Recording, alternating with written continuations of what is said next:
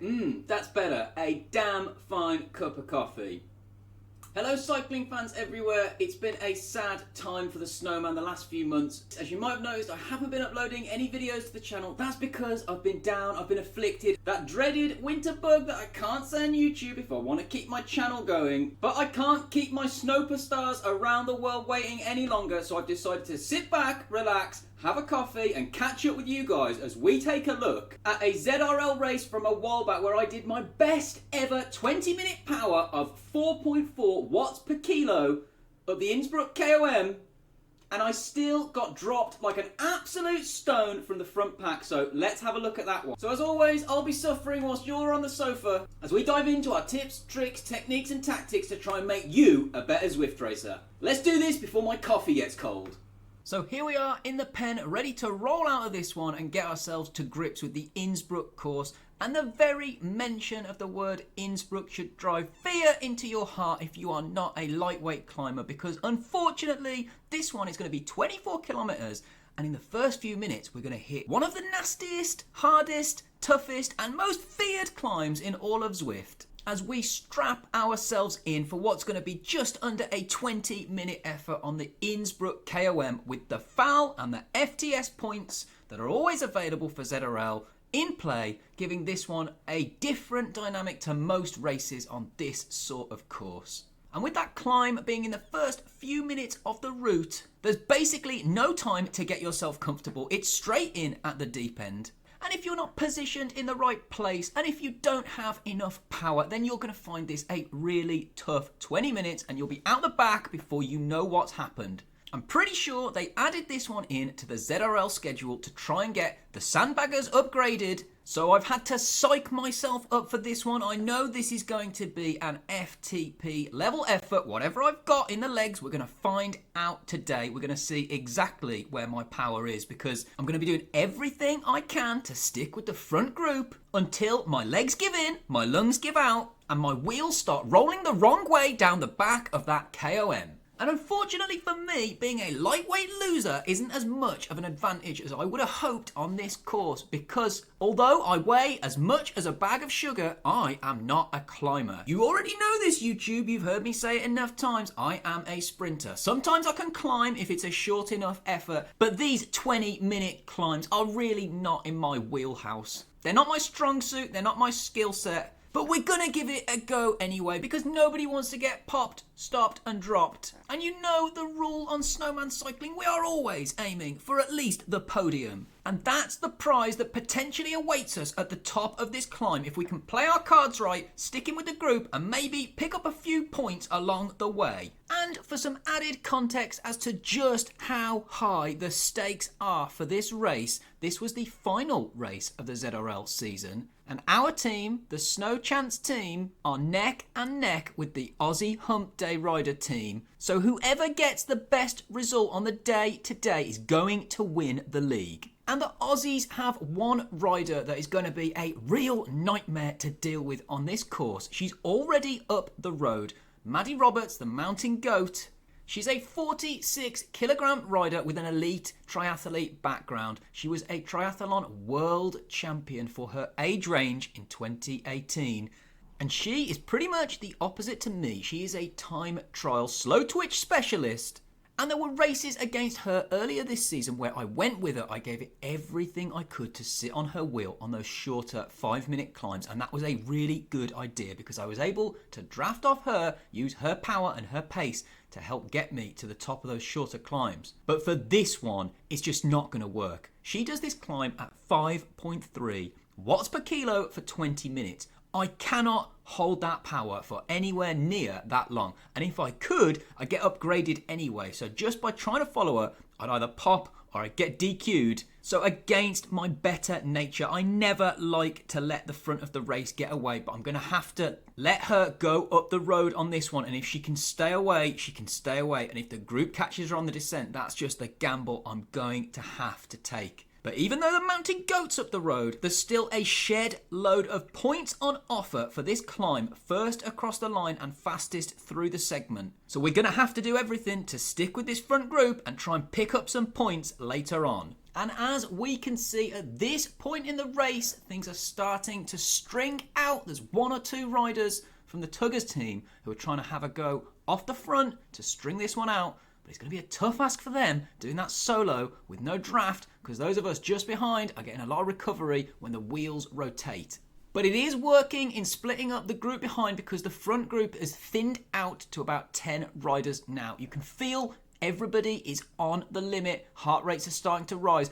I'm certainly suffering because you can see from my low cadence that I am really on the limit. The only time my cadence ever goes into the 40s is if I am absolutely about to crack and hanging on for dear life using my fabulous fast twitch muscles. The only thing that nature afforded me that I can use in this situation to try and cling on for just a little bit longer. That's definitely a lower cadence than I'd use outside in real life, out on the road.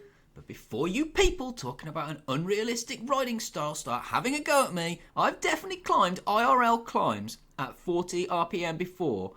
They were just about 25%, that's all. And in my defence of the low cadence crew, I saw Geraint Thomas himself, the former Tour de France Team Ineos Pro, doing a Zwift race in lockdown where he had a cadence of 40 RPM as well. So if you have a problem with me, take it up with G. And whilst I am busy with my patented praying mantis attacking a coat hanger in slow motion impression, I am trying to distract myself from the fact that we are still 4 or 5 minutes away from the top of this climb.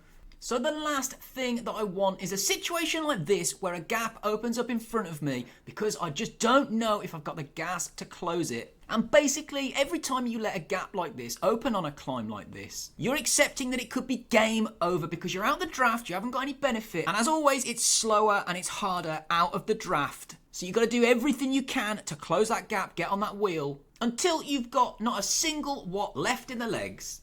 And the lactic overload in my legs feels like it might as well be battery acid. But as I keep a close eye on my power from the start of this segment, I know I am swimming in the deep waters here. This climb ends up being my best ever 20-minute power at this point in a race, as I end up doing 4.4 watts per kilo. But all that means nothing if I can't parlay that performance into sticking with the front group and picking up those valuable points to help us win the league. And spoiler alert, this is not going to be plain sailing. There is trouble ahead further up this mountain. So will the snowman melt, or am I going to get dropped like I'm hot? Well, let's find out. Let's have a look further up this climb and see if my FTP effort is going to be worth it or all for nothing.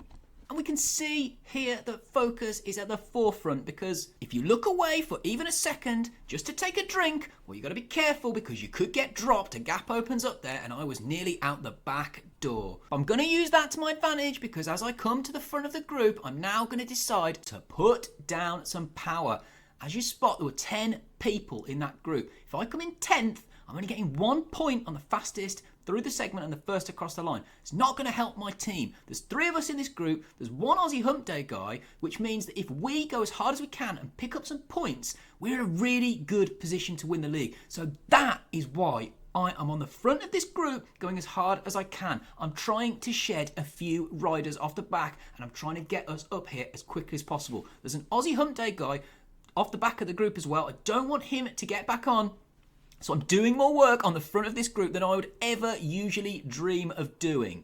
And again here, if I don't pay attention, if I'm not focused, I'm going to live to regret it. And that is going to be something to think about for later on. Some foreshadowing for what might be about to occur. But before that, we've got to fight our way to the finish banner. And if there's one thing that I can do correctly as a sprinter, it is gauge my effort. And when I'm near the end, give it one big effort with whatever is left in the tank. And that's exactly what we're about to do now as we wind it up to try and win some points and take home the league title. And as we're watching this car crash in slow motion, there's another reason for doing it, because if we can get rid of a few of these riders off this group, we can have a smaller, reduced group as we go on to the descent. That's going to come in really, really useful. So I'm trying to pick up some points, and I'm trying to see, are there any hangers on here who are clinging on by their fingernails, and can I kick them off the edge of this KOM And I'm really gritting my teeth here as I manage to come across the line in second place to get those second FAL points. And I only get third on the fastest through the segment to my teammate David, but that's absolutely fine because the Snow Riders got second, third and fourth in the fastest through the segment and the first across the line.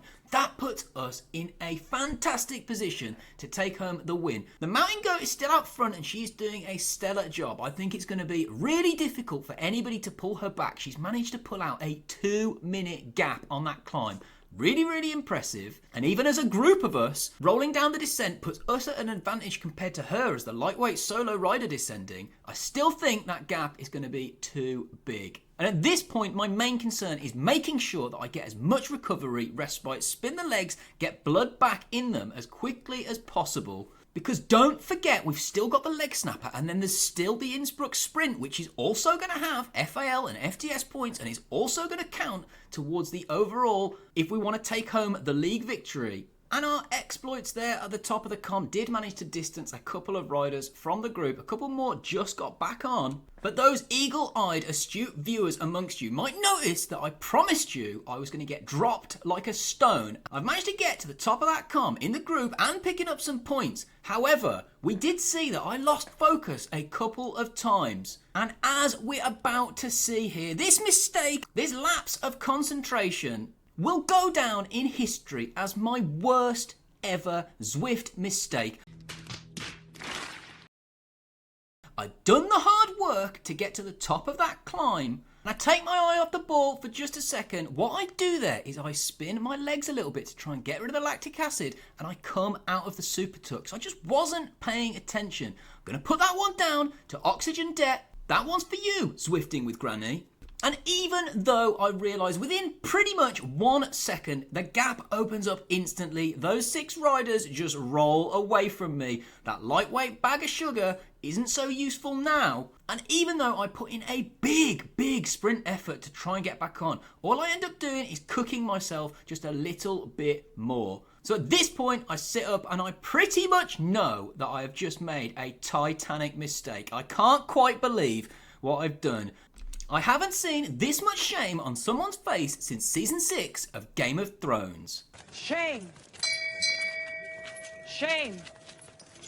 Shame. So at this point, I'm giving it a couple of efforts on those small rises to try and sprint back on, but despite whatever I do, that gap just gets bigger and bigger and my legs just get weaker and weaker. So I elect to sit up, join the other rider that got dropped on the descent behind me daily, and we group up with the 2 Sosa riders just behind us, because at this point there's still quite a long way to go. There's quite a few K, and I don't want to be doing it solo, trying to stay away from those guys behind me. And even more unfortunately for me, if we want to win this race in this league, I'm going to need to try and get some points on the next sprint segment and finish as highly as I can. Which means I have to put the rage to the back of my mind, because let's not forget, I've still got a job to do here if we want to win this race and win this league. One of the Sosa guys makes a break for it on the leg snapper, but this is before the days when the leg snapper was a scored segment, so there's no points on offer here. So I'm not going to chase him too hard, knowing that that sprint segment is just on the other side of this dip, but I also don't want to let him get away too far, so we try and find the balancing act between the two. And eventually, as we come down the other side, the gamble pays off as our 3-man group reels in the solo Sosa rider off the front, which leaves him and the rest of the group exactly where I want them as we hit the start of this sprint. And I do make a mistake. I do go really late. I'm really cooked. If I want fastest through the segment, I should have gone a lot earlier on this sprint. But thankfully, that doesn't cost me too badly as I managed to reel in the Sosa rider, get the foul points, and at that point, first in the fastest across the line points, although later on that does drop it down a few places due to the riders further back. So that's job well done. We did exactly what we needed to do there. We picked up those points, but as we approach the final kilometre and the sprint finish, at what cost did that take out of the legs? Well, we're about to find out as we hit the finishing sprint. And remember, I'm going to need to finish as high up as I possibly can, but the 3-man sprint here is pretty close. It's pretty full on and everybody's pretty cooked, you can tell. But I do manage to come around one of the riders on the very last part of the course. Pick up another valuable point there.